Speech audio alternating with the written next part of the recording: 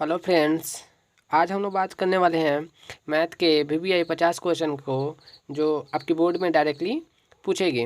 ठीक है। और अभी तक हमारे चैनल को सब्सक्राइब नहीं किए हैं तो हमारे चैनल को सब्सक्राइब करें और बेल आइकन को प्रेस करें ताकि जब भी मैं आपकी अगली वीडियो डालूँ तो आपके मोबाइल में नोटिफिकेशन गिरे। ठीक है। तो आज का हम लोग पहला प्रश्न देखते हैं। पहला प्रश्न जो है वो कह रहा है निम्नलिखित में कौन सी सबसे छोटी संयुक्त संख्या है। तो सबसे पहले बात आती है संयुक्त संख्या कहते हैं किसको। देखिए, ऐसी संख्या जिसका गुणनखंड हो। तो यहाँ पर एक बात बताइए हमको, एक का गुणनखंड एक गुने एक ही होगा, ये पॉसिबल नहीं है। दो का दो गुने एक होगा, तीन का तीन गुने एक होगा। बट यहाँ पर ये चार जो है, चार का जो है गुणनखंड हम दो गुने दो कर सकते हैं, इसलिए जो सबसे छोटी संयुक्त संख्या है वो है चार। क्लियर है। और यहाँ पर ये 2 नंबर क्वेश्चन है वो कह रहा है कि पाई क्या है। तो पाई जो है एक अपरिमेय संख्या क्यों है, क्योंकि पाई की जो वैल्यू होती है 22/7 होती है। यानी कि पाई की वैल्यू को हम PYQ के रूप में लिख सकते हैं, बट पाई को PYQ के रूप में नहीं। इसलिए जो पाई जो है मेरा अपरिमेय संख्या है। ठीक है। और पाई की जो वैल्यू होती है, जो भी वैल्यू होती है वो सब के सब क्या है, परिमेय संख्या। जैसे पाई की वैल्यू जो होती है 22/7 होती है और 3.14 होती है। ठीक है। इस चीज़ को आप याद रखें, पाई की वैल्यू होती है परिमेय संख्या, पाई जो होती है अपरिमेय संख्या। ठीक है। अगला क्वेश्चन है वो कह रहा है इनमें से कौन जो अपरिमेय संख्या होती है। अपरिमेय संख्या का पहचान है रूट में होना चाहिए। ठीक है ना, रूट में अगर है तो अपरिमेय संख्या, वरना वो परिमेय संख्या। तो बाकी जितने सारे इसमें हैं सबके सब क्या है, रूट में है। तो हम क्या बोल सकते हैं, अपरिमेय संख्या नहीं। जिसका वर्गमूल कंप्लीट होगा वो मेरा परिमेय होगा, लेकिन जिसका वर्गमूल कंप्लीट नहीं होगा वो मेरा अपरिमेय होगा। ठीक है। तो यहाँ पर जो है 3/12 है, 3 क्या है 12 है। तो 3 से हम जब 12 को काटेंगे तो 3 से जब 12 को काटेंगे तो 4 होगी, और 4 का वर्गमूल 2 होता है। ये मेरा कंप्लीट हो गया। यहाँ पर यह है 2/10 है। 2 क्या है 10 है। जब 2 से हम काटेंगे 10 को तो कितना आएगी 5। 5 का वर्गमूल होगा नहीं होगा, ये तुम्हारा सॉरी यह जो आपका है ये अपरिमेय संख्या है। मार्क करके चलिएगा, ये क्या है अपरिमेय संख्या। यहाँ पर ये देखिए 7 से 7 को काट सकते हैं, तो ये मेरा क्या है 7 से 7 को काटेंगे तो 1 होगी, क्या होगी 1 होगी। तो एक मेरा एक का क्या होगा वर्गमूल कंप्लीट हो जाएगी, तो ये भी मेरा परिमेय संख्या है। यहाँ पर ये देखिए √2 है और √2, ये मेरा क्या है √2 को जब गुना करेंगे तो 2 आएगी। तो 2 मेरा क्या है परिमेय संख्या है। तो ये ऑप्शन में टिक गलत लगा हुआ है। जो आपका राइट आंसर हो जाएगी ये आपका हो जाएगा 2/10। क्लियर है। चलिए क्वेश्चन नंबर 4 देख लेते हैं। क्वेश्चन नंबर 4 जो है कह रहा है दो संख्याओं का लसा तथा मसा बराबर हो तो वो संख्या क्या होगी। तो सिंपल सी बात है, दो संख्या कौन होगी जिसका लसा भी बराबर होगा और मसा भी बराबर होगा, तो वो संख्या भी बराबर होगी। जैसे ले लेते हैं 4 का लसा और फिर 4 का लसा, दोनों का जो लसा होगी वो समान होगी। यानी कि वो संख्या समान होगी तभी उसका लसा और मसा भी समान होगा। अगला क्वेश्चन है वो कह रहा है 5 नंबर 0.29 पे डेकरिंग लगा हुआ है ना, कि ये इसको हमको क्या लिखना है PYQ के रूप में लिखना है। देखिए इसका सिंपल सा कॉन्सेप्ट है, आप इसको लॉन्ग मेथड से बनाइए, क्यों नहीं बना सकते क्योंकि ये ऑब्जेक्टिव में है। तो देखिए पॉइंट के बाद में कितने अंक है, पॉइंट के बाद में 2 अंक है, तो नीचे में 9 2 होना चाहिए। देखिए ऑप्शन में किधर किधर है, तो ऑप्शन में C है और यहाँ पर D है। ऑप्शन में C है और D है, तो दोनों में से कोई एक होगा। तो कैसे होगा एक, देखिए यहाँ पे ये है 29 सॉरी 29 है, 29 नहीं बोल सकते, पॉइंट के बाद में एक एक अंक को बोलते हैं। तो 29 है, तो यहाँ पर ये जो 29 है ये मेरा राइट आंसर हो जाएगी। क्लियर है। यानी कि पॉइंट के बाद में देखेंगे कि जितना अंक उतना नीचे में क्या लिख देंगे 9 लिख देंगे। क्लियर है।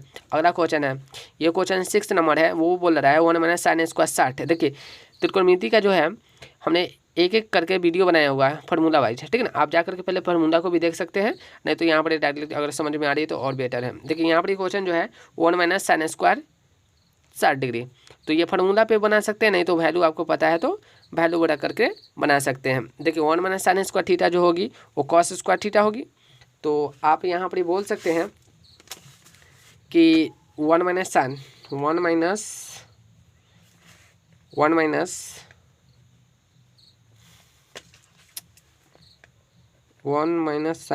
थीटा है, ठीक है। तो ये 1 - sin² थीटा जो होती है वो होती है cos² थीटा, और थीटा की जगह कितना दे रहा है 60, तो cos लिखेंगे और 60 लिखेंगे, स्क्वायर है तो स्क्वायर तो डालना पड़ेगा। और cos 60 की वैल्यू कितना होती है 1/2 होती है। 1/2 का स्क्वायर करेंगे तो 1/2 का स्क्वायर करने पे आएगी 1/4 आएगी। क्लियर है। 1/4 आपका राइट आंसर होगी। देख लेते हैं ऑप्शन में किधर है, ऑप्शन नंबर C में दे रखा है। क्लियर है। ऑप्शन नंबर C में जो आपका है राइट आंसर है। अगला क्वेश्चन कह रहा है कि निम्नलिखित में कौन है दशमलव प्रसार शांत होगा, यानी इनमें से किसका दशमलव प्रसार शांत होगा। तो देखिए अब भाग दे करके भी देख सकते हैं, नहीं तो देखिए नीचे में हम देखेंगे, नीचे का वैल्यू जो है यानी कि हर वाला जो होगा, यहाँ पे हर है, यहाँ हर है, और यहाँ हर है, और यहाँ हर है। इन चारों में से जिसका 2 और 5 के फॉर्म में आंसर आएगा, 2 और, ध्यान दीजिएगा कितना आना चाहिए, 2 गुने 5 के फॉर्म में आना चाहिए, ठीक है, तभी वो शांत है, वरना अशांत है, ठीक है। तो 40 का करके देखते हैं। सबसे पहले 21 का, तो 21 का करिएगा तो कितना आएगा, 3 गुने 7, ये तो ऐसे कट जाएगा, ठीक है। यहाँ पर देखिए 196 है, तो 14 गुने 14 होती है, 14 में क्या आ जाएगी, 7 आ जाएगी, तो ये भी गया। यहाँ पर देखिए 121 है, 11 गुने 11 होती है, ठीक है, ये भी गया। तो यानी कि 40 है, तो 40 को हम क्या लिख सकते हैं, 2 के पावर लिख सकते हैं हम 3 और 5। 2 के पावर 3 लिखने का मतलब क्या है, 8 और गुने 5 यानी कि 40 हो गया। इसका राइट जो आंसर है ऑप्शन नंबर ए हो जाएगा। क्लियर है, ऑप्शन नंबर ए। इस चीज़ को आप याद रखिएगा, बिना भाग दिए वो बताना है हमको, यानी कि हर का जो गुणनखंड होना चाहिए 2 और 5 के फॉर्म में होना चाहिए, ठीक है। अगला क्वेश्चन देखते हैं, क्वेश्चन नंबर 8 फिर से आ रहा है। क्वेश्चन कह रहा है कि इनमें से किसका दशमलव प्रसार अशांत है। तो देख लेते हैं किसका अशांत है। इसका जो है 2 के पावर 3 लिख सकते हैं, 5 के पावर 0 भी लिख सकते हैं, क्योंकि 5 के पावर 0 लिखने का क्या मतलब है, एक है, एक से किसी भी अंक में गुना करने पे कोई फर्क नहीं पड़ता। यहाँ पे ध्यान दीजिएगा, ये 5 गुने 3 है, 15 हो गया ना, तो ये क्या है, अशांत है। बाकी सब के सब क्या है, शांत है। इसमें क्या है, 5, इसमें जो है 2 में मिलेगा और 5 में मिलेगा। इसमें देखिए, इसमें जो है ये भी आपका शांत है, ये भी शांत है और ये भी शांत है, बट ये जो है 3 और 5 के फॉर्म में आ रही थी, ये मेरा अशांत हो गया, ठीक है। अगला क्वेश्चन है, 400 के अभाज्य गुणनखंड में 5 के घातांक कितना होगा। तो हम इसमें 400 के अभाज्य गुणनखंड बोला है, वो भी किसका, 5 का। तो इसका गुणनखंड जब भी करेंगे 400 में, तो 5 का घात को देखेंगे। चलिए करके देखते हैं इसको हम। तो 400 लिखना है हमको और भाग देना है हमको 5 से। तो जब 5 से भाग देंगे तो 8 0 आएगी, फिर 5 से भाग करेंगे तो ये आएगी आपका, ठीक है। तो इसमें 5 कितना मरते आ रहा है, 2 मरते आ रहा है, यानी कि 5 के पावर कितना लिख सकते हैं, 2, यानी कि घात कितना हो गया, 5 का 2 हो गया। तो देख लेते हैं ऑप्शन में है या नहीं है। ऑप्शन नंबर ए में दे रखा है। क्लियर है। क्वेश्चन है अगला, वो कह रहा है √125 का परिमेयकरण का गुणांक कितना होगा। तो हम इसका परिमेयकरण करते हैं, ठीक ना। 125 का क्या करेंगे, परिमेयकरण। मान लेते हैं 125 है, वो भी रूट में है। तो चलिए इसको हम परिमेयकरण करने के लिए हम सबसे पहले क्या करते हैं, 5 से भाग करेंगे तो 25, क्योंकि 5 से ही भाग लगेगा, 5 से करेंगे तो 5, यानी कि 5 की पावर कितना आ रही है, 3। तो हम इसको लिख सकते हैं 5 के पावर 2 और 5। रूट के अंदर में है तो रूट तो लगाना पड़ेगा। रूट के अंदर में जब स्क्वायर है तो क्या होगी, रूट से बाहर होगी, तो 5 बाहर हो गया और रूट में रह गया सिर्फ 5, यानी कि उसका जो परिमेयकरण हो गया 5√5 हो गया। देख लेते हैं ऑप्शन में है या फिर नहीं है। तो है, यहाँ पे ध्यान दीजिएगा, यहाँ पे जो है इसका जो परिमेयकरण है वो आपका ऑप्शन नंबर सी नहीं होगा, रॉन्ग आंसर है आपका। जो राइट आंसर हो जाएगी ऑप्शन नंबर डी हो जाएगी। क्लियर है। अगला क्वेश्चन है, ये जो है आपका क्वेश्चन नंबर 12, ये कह रहा है निम्नलिखित में कौन युग्म सहअभाज्य संख्या है। सहअभाज्य संख्या उसको बोलते हैं जिसका मासा जो है 1 होगा, वैसी संख्या जिसका मासा 1 होगा। देखिए 15 और 20 का मासा 5 होगा, 21 और 84 का एलसीएम जो होगा वो 3 होगा, और यहाँ पे 13 और 65 का एलसीएम भी 13 होगा, ठीक है। बट यहाँ पर ये 9 और 16 का जो मासा होगा 1 होगा, ठीक है। कितना होगा मासा, 1 होगा। रैखिक बहुपद के शून्यकों की संख्या कितनी होती है, 1 होती है। द्विघात बहुपद की 2, त्रिघात बहुपद की 3। इस चीज़ को आप याद रखिएगा, ठीक है ना। और शून्य बहुपद की 0। बहुपद दे रखा है, बहुपद x-1 का शून्य क्या होगी, तो x-1 बोला है, तो क्या करेंगे, सबसे पहले x-1 लिखेंगे, बराबर में क्या डाल देंगे, 0, क्योंकि बोला है शून्य के रिंगा लेके लेते, शून्य तो डालेंगे, तो x बराबर क्या हो जाएगा आपका 1। क्लियर है। तो x की जो वैल्यू आएगी वो 1 आएगी। ऑप्शन नंबर ए में सही लगा हुआ है, ठीक है। क्वेश्चन देख लेते हैं 15।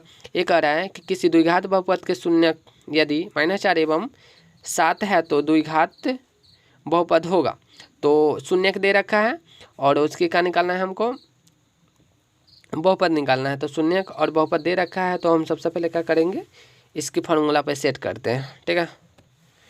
तो द्विघात बहुपद निकालने का जो फार्मूला है वो a × x² - alpha plus beta × x plus में अल्फ़ा × बीटा शून्य दे रखा है, यानी कि अल्फा और बीटा की वैल्यू दे रखा है। माइनस में 4 और 7 है, तो उसको जब करेंगे तो ए की वैल्यू एक ही आएगी।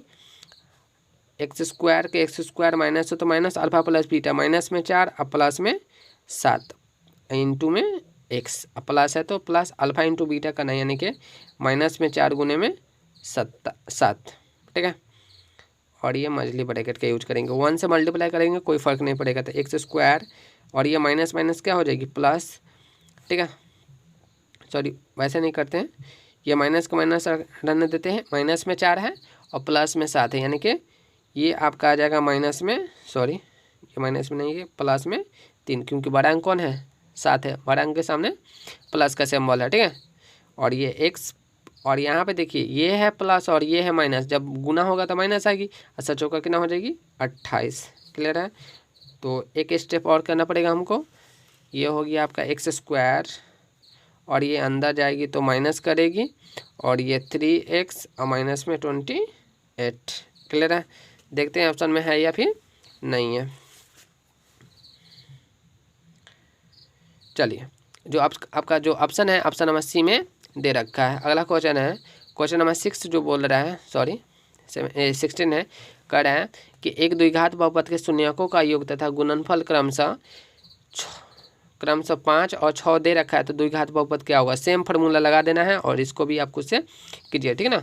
प्रत्येक क्वेश्चन को हम नहीं कर सकते हैं क्योंकि आपको भी पेन अपना चलाना है, क्योंकि आपको बोर्ड में एग्जाम तो देना है। चलिए अगला क्वेश्चन देख लेते हैं। यदि बहुपद जो है Y square minus 6y plus में 8 के शून्य अल्फा और बीटा हो तो अल्फा इंटू बीटा की वैल्यू का मान निकालना है। तो अल्फा इंटू बीटा जो होती है वो क्या होती है, आप लोग को पता है अल्फा इंटू बीटा जो होती है C/A होती है, C/A। तो यहाँ पे ध्यान दीजिएगा, इसमें है A, इसमें है -B, सॉरी B, आप लोगों को पता ही है। तो अल्फा इंटू बीटा बोला है तो फार्मूला होती है C/A होती है। तो C के जगह पे कितना है 8 है, A के जगह पे कितना है 1, तो 8/1 करेंगे तो 8 ही आंसर आएगी, क्लियर है।